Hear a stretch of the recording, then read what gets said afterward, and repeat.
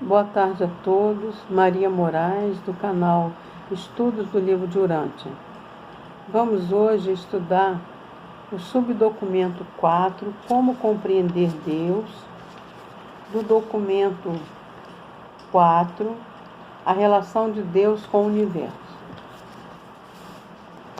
Deus é o único ser estacionário, autocontido e imutável em todo o universo dos universos, e para quem não há um lado exterior, além, nem passado e nem futuro.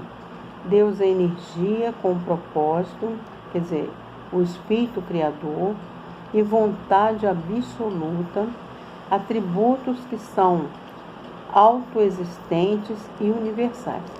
Então, isso tudo que eu li é o nosso Pai Criador, né? É a nossa pessoa de Pai universal, né? Porque Ele controla toda a sua obra, né? Através do Baixo Paraíso, né? Que é o centro de gravidade de sustentação de todos os universos que existem, né? Posto que Deus existe por si mesmo, né? Ele é absolutamente independente. Quer dizer, seria até redundante falar o que eu vou dizer agora, mas Deus criou a si próprio. Por quê? Porque Ele é uma fonte, né? A fonte, ela é tudo, energia, matéria, tudo. Então, Ele, por vontade própria, de si mesmo como infinitude, como primeira fonte centro, Ele criou a sua personalidade de Pai universal quando criou o Filho Criador, né? Que é a segunda pessoa da Trindade, que a gente conhece como Filho unigênito. Unigênito é aquele que é o único que foi criado, né? Então, o Pai é uma pessoa para o Filho é uma pessoa para o Pai, né? A própria identidade de Deus é inimiga da mudança. Eu, o Senhor, não mudo.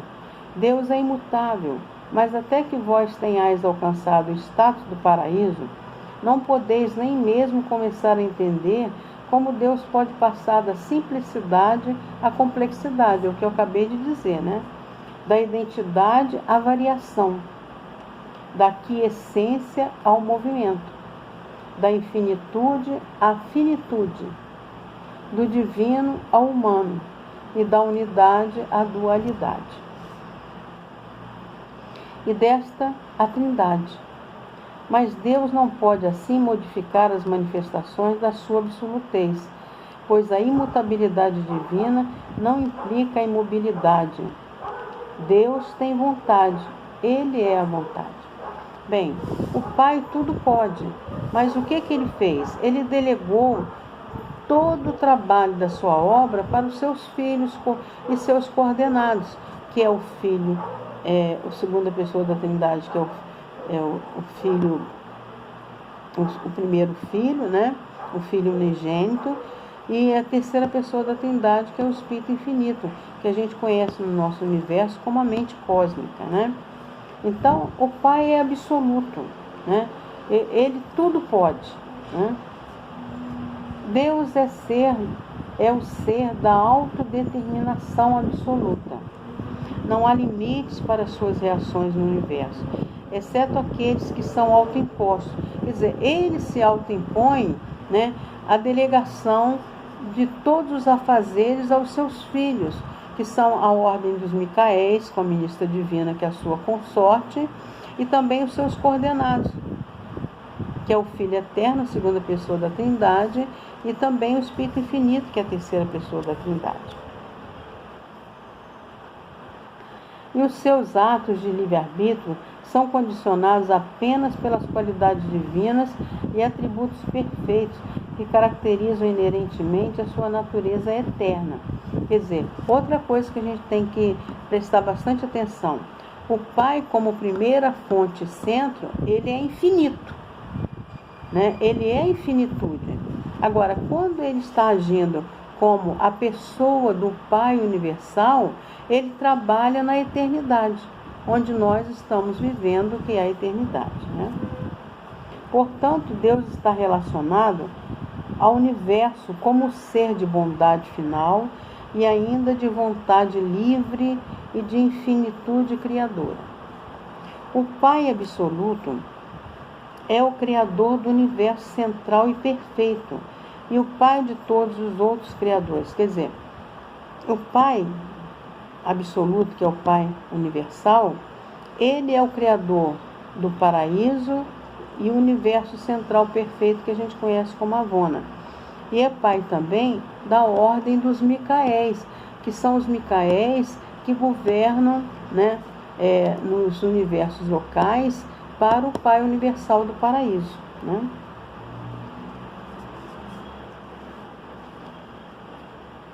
Deus compartilha a personalidade, a bondade e inúmeras outras características com o homem e outros seres.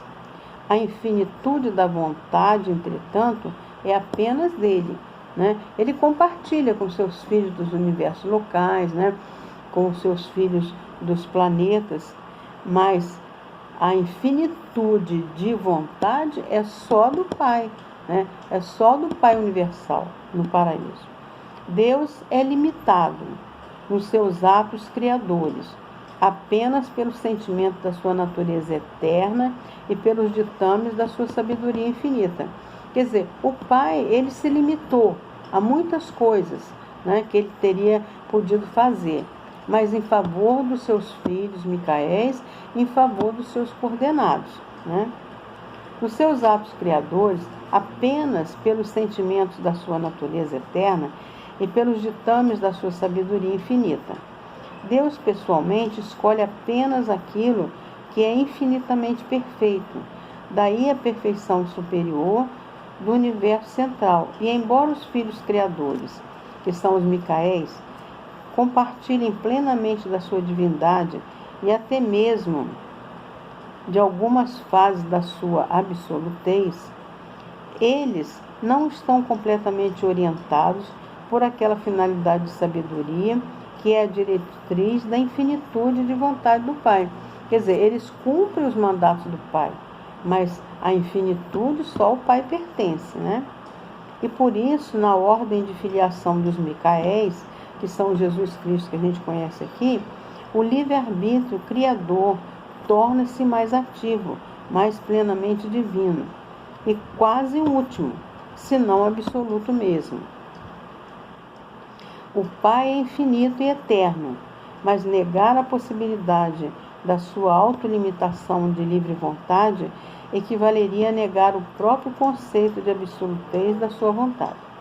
Bem, ele está falando para nós aqui, né, das faces de Deus que rege os 7 superuniversos e que rege a Avona, né?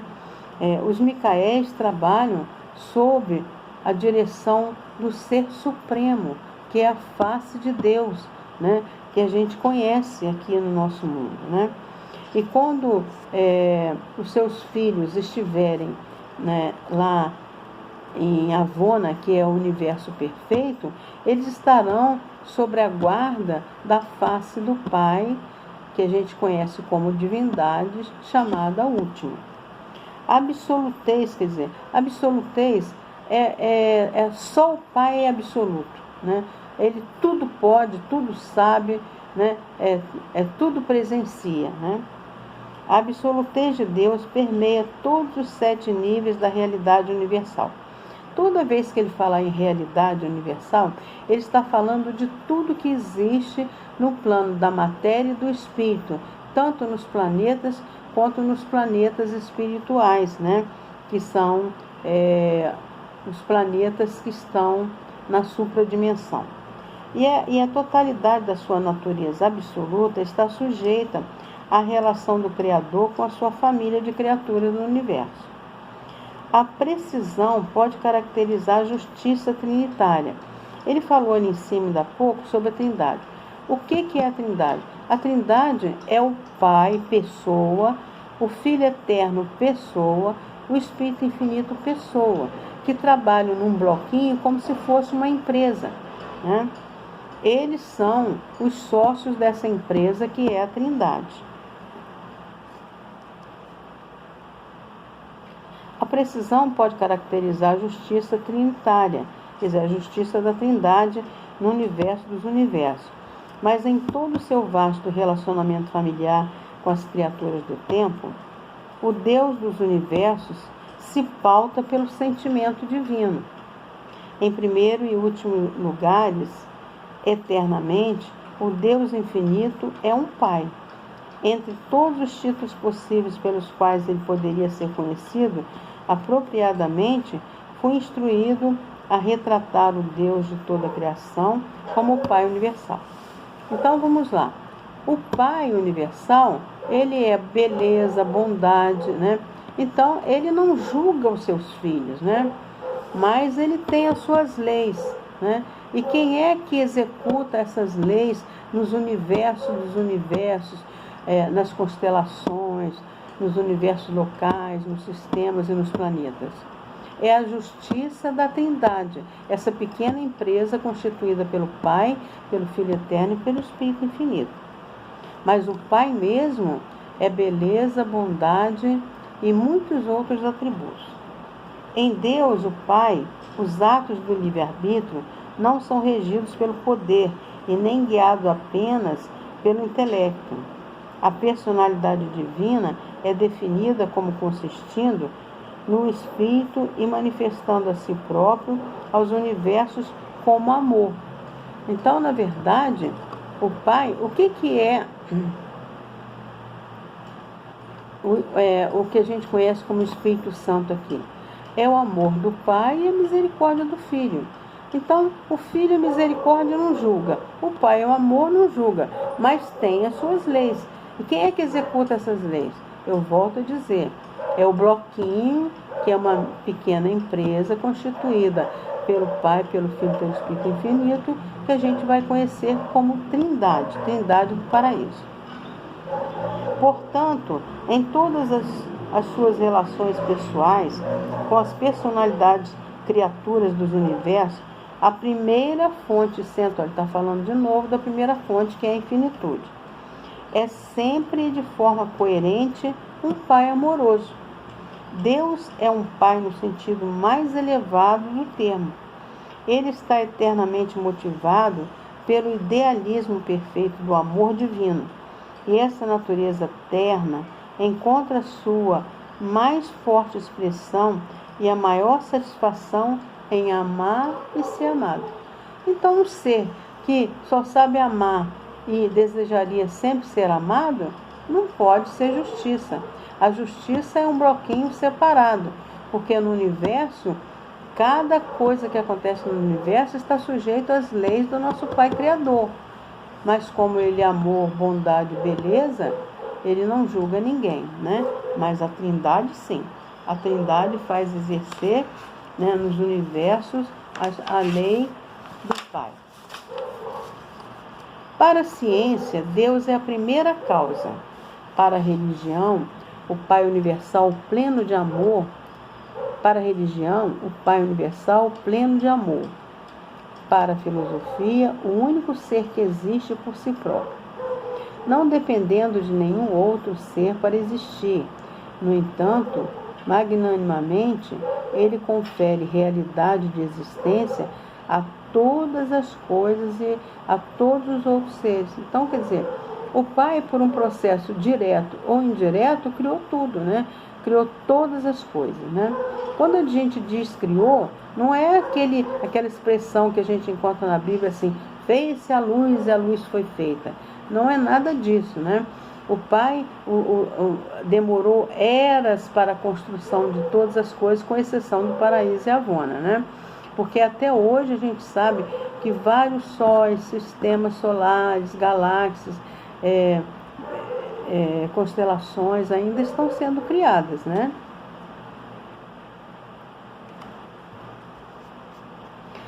Nós almejamos o conceito do infinito, mas adoramos a ideia e experiência de Deus, a nossa capacidade de captar em qualquer tempo, em qualquer lugar, os fatores da personalidade e da divindade dentro do nosso mais elevado conceito de deidade. Eu volto a dizer que as deidades, né, elas pertencem ao paraíso. São as três deidades, o Pai, Filho e Espírito Infinito, né? Eu pulei um pedacinho aqui, eu vou voltar aqui.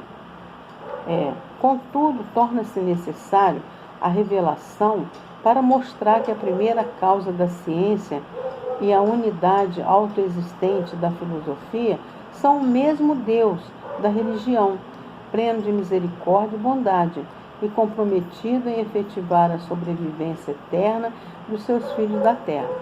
Então, veja bem, a ciência, através dos seus experimentos, vão demonstrando as leis que regem a natureza, que regem nossos corpos, A filosofia nos encanta com a sua beleza, A beleza das belas músicas, das belas poesias, É um fator de encantamento para a nossa alma, É um alimento para a nossa alma, E a religião, ela faz-nos cada vez mais, através do nosso Deus que mora na nossa mente, nos interiorizarmos e estarmos em contato pleno com o Pai Celestial, sem necessidade de intermediário. Nós não precisamos de pastor, de orador espírita, de padre. Nós não precisamos de nada dessa gente para que a gente se ligue totalmente ao Pai através da nossa religiosidade no coração, Jesus já nos dizia nos seus escritos, quando quiserdes conversar com o Pai, feche as janelas dos seus olhos, Então a gente fecha os nossos olhos, faz as nossas preces e entramos em contato direto com o Pai Celestial. Por que a gente gosta das religiões, dos templos, dessas coisas? Porque a gente gosta de estar em contato com as outras pessoas, Isso nos faz bem. Mas não devemos achar que Deus está lá naquele templo morto lá. Não, você encontra Deus dentro de você mesmo, E isso é que faz você se sentir religado ao Pai Criador, Então você não necessita de nada desses outros artifícios, para poder entrar em contato com o Pai. Ele é seu amigo, ele mora na sua mente, A consciência de uma vida humana vitoriosa na Terra nasce daquela fé do ser, criado, a qual se atreve a desafiar cada episódio recorrente da existência, quando se defronta com o espetáculo pavoroso das limitações humanas, por meio da afirmação infalível. Ainda que eu não possa fazer isso, em mim vive alguém que pode e que irá fazê-lo, uma parte do Pai absoluto do universo dos universos. Então, essa parte de Deus que mora na nossa mente, tudo pode. Como Ele é nosso Pai, nós somos filhos desse Pai Criador, nós temos direito a tudo, mas devemos saber também usar as coisas, Não é, eu quero um carro do último ano. Tem que trabalhar para isso, Tem que fazer a sua parte, Não pensa que vai cair do céu, Deus nos deu a inteligência, nos deu os meios, através do trabalho, para chegarmos a obter tudo que precisamos, para nosso conforto, para a beleza que também gostamos, E como é que a gente compreende, todas essas coisas que a gente está falando aqui agora? Através dessas revelações que nos chegam pelos seres celestiais. Muitas vezes estão encarnados aqui na Terra, como Helena Blavatsky esteve aqui reencarnada, como Kardec esteve reencarnado, como muitos outros seres, João Rus, muitos outros que estiveram no nosso planeta, trouxeram para nós as verdades do Pai Criador. E temos agora essa verdade maravilhosa através do livro de Urântia, E essa é a vitória que conquista o mundo, é a vossa própria fé. Então, a gente não conhece nenhum ser espiritual, celestial, seres celestiais, com as nossas visões de terceira dimensão. Mas no nosso coração, a gente sabe que eles existem, E aqueles que são mais, assim, privilegiados, nesse sentido de conquista, dos esforços de mediunidades, às vezes, isso em qualquer filosofia, em qualquer religião. O nome pode não agradar, mediunidade. O que significa mediunidade? A pessoa ela media o plano dos espíritos e o plano material, para que um converse com aquele que está lá, e o que está lá nos diga o que precisa para acalentar seu coração, né? Então, isso é uma ferramenta de trabalho. Essa ferramenta de ser medianeiro, ela não pertence só a uma filosofia, uma religião. Ela pertence ao ser humano, né? Isso é uma característica do ser humano, muitas vezes conquistada por ele mesmo, né? E muitas vezes ele se propõe, com essa ferramenta que ele adquiriu, ajudar os seus irmãos que estão na terra, né? Que muitas vezes estão na escuridão. Então eles recebem essa tarefa, né? Que é uma mediunidade tarefa, para ajudar aqueles que precisam, né? Então, nós devemos amar ao Pai pela nossa fé, apesar de não podermos vê-los, os seres celestiais, iremos ver, né? À medida que evoluirmos no universo. Mas por enquanto ainda não, ainda estamos nos planetas de terceira dimensão, né? Agora que estamos partindo para a quinta dimensão. Então devemos, pelo nosso ato de fé, do nosso coração e da nossa mente, nos ligarmos ao nosso Pai Criador que vive na nossa mente. Bem, eu agradeço a todos. Iremos depois estudar o 5º subdocumento, Ideias Errôneas sobre Deus. Eu queria dizer a vocês uma coisa bem importante, né? Eu até mandei um PDF do livro de Urântia para algumas pessoas que eu tenho um contato mais estreito. Mas seria interessante aqueles que gostam do livro de Urântia e que gostam desses conhecimentos, acompanhar os documentos que a gente está estudando, né? No livro de Urântia que existe em PDF e que é de graça para qualquer pessoa, né? Isso seria muito importante para aqueles que têm muita vontade desse aprendizado divino e que gostam principalmente do livro de Urântia. Eu agradeço a todos, uma boa tarde a todos, e se puderem, dê um like.